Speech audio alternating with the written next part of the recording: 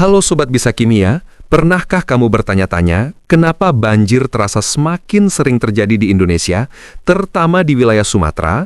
Apakah ini hanya karena hujan deras, atau ada faktor lain yang lebih dalam, lebih kompleks, dan sebenarnya bisa kita kendalikan? Dalam video kali ini, kita akan membahas banjir dari sudut pandang sains lingkungan. Kita akan mengurai satu persatu penyebab banjir di Sumatera, mulai dari faktor alamiah seperti hujan ekstrim dan topografi, hingga faktor manusia seperti deforestasi dan alih fungsi lahan. Bersiaplah, karena penjelasan ini akan membuka mata kita semua. Bayangkan, sebuah wilayah yang dulu penuh hutan lebat, kini berubah menjadi perkebunan terbuka.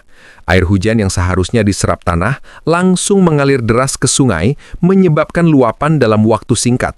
Sungai yang dulunya tenang berubah menjadi arus liar yang menyapu pemukiman. Banjir dan longsor pun jadi langganan tahunan. Wilayah Sumatera secara geografis memang memiliki struktur yang membuatnya rawan bencana hidrometeorologi. Banyak daerah memiliki dataran tinggi dan perbukitan yang langsung bermuara ke dataran rendah. Saat hujan deras turun, air mengalir dari hulu ke hilir dengan kecepatan tinggi. Tanpa hutan yang cukup untuk menyerap air, tanah menjadi jenuh dan longsor pun tak bisa dihindari. Tapi masalahnya tidak berhenti di alam. Justru ulah manusia sering menjadi pemicunya. Penebangan hutan besar-besaran, pembukaan lahan untuk kelapa sawit, pembangunan permukiman yang tidak mempertimbangkan daerah resapan air, semuanya membuat Sumatera semakin rapuh. Daerah aliran sungai yang dulunya bisa mengatur aliran air, kini rusak parah. Sistem drainase yang tidak memadai memperparah keadaan. Ketika hujan deras datang, air tidak punya tempat untuk meresap. Maka banjir pun meluas dengan cepat. Baru-baru ini, Sumatera kembali dilanda banjir besar dan longsor. Hujan ekstrim akibat siklon tropis Senamiar memicu bencana di berbagai provinsi.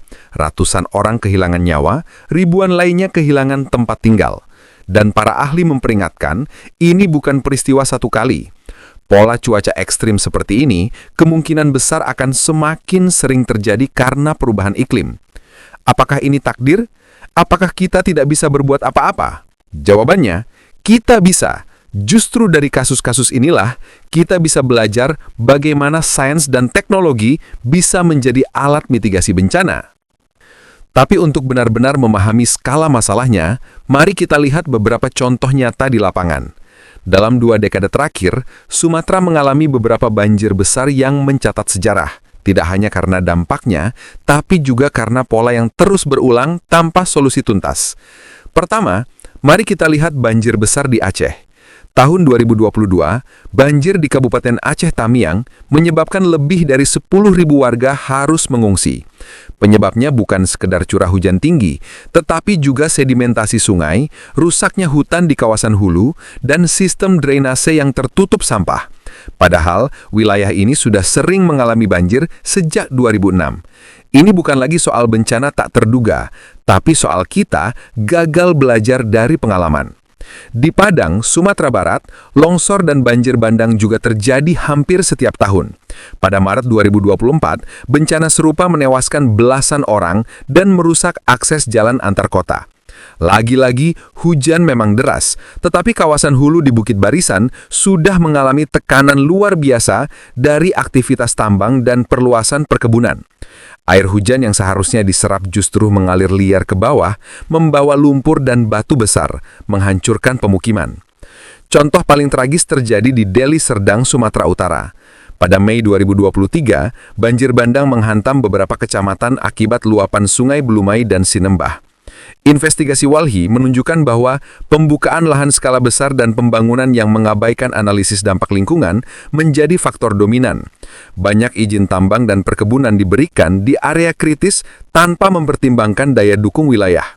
Dan saat bencana terjadi, masyarakat jadi korban, sementara penyebabnya tetap dibiarkan. Lalu apakah kita hanya bisa pasrah? Jawabannya adalah tidak. Justru dari kasus-kasus inilah kita bisa belajar bagaimana sains dan teknologi bisa menjadi alat mitigasi bencana. Salah satu contoh konkret adalah penerapan sistem peringatan dini berbasis sensor dan data cuaca. BMKG bekerja sama dengan universitas dan lembaga internasional telah mulai memasang alat pemantau curah hujan dan tinggi muka air di beberapa das prioritas. Data ini dikirim secara real-time ke pusat kontrol yang bisa memberikan peringatan beberapa jam sebelum banjir terjadi. Tapi tantangannya, sistem ini masih terbatas, baik dari sisi jangkauan maupun respons masyarakat. Edukasi dan latihan evakuasi tetap menjadi kunci. Teknologi lain yang menjanjikan adalah rekayasa ekohidrologi. Ini bukan sekedar membangun tembok beton di pinggir sungai, tapi memulihkan fungsi alamiah sungai dan lahan resapan. Misalnya dengan membuat taman banjir, kanal diversifikasi atau area hutan kota yang bisa menahan air saat debit meningkat.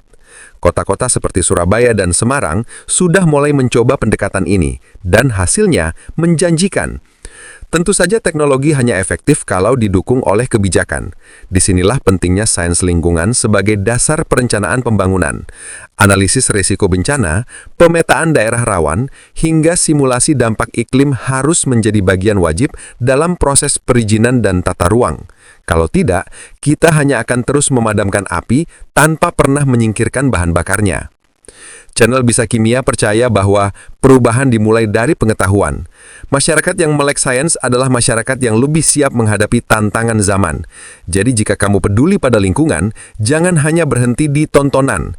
Jadikan informasi ini bahan diskusi di rumah, di sekolah, atau di komunitasmu. Tanyakan, apakah daerah tempat tinggal kita aman? Apakah sungainya masih sehat? Dan kalau tidak, apa yang bisa kita lakukan bersama-sama? Terima kasih sudah setia menyimak video ini sampai akhir. Jangan lupa, banjir bukan hanya peristiwa, tapi juga cermin dari cara kita memperlakukan alam.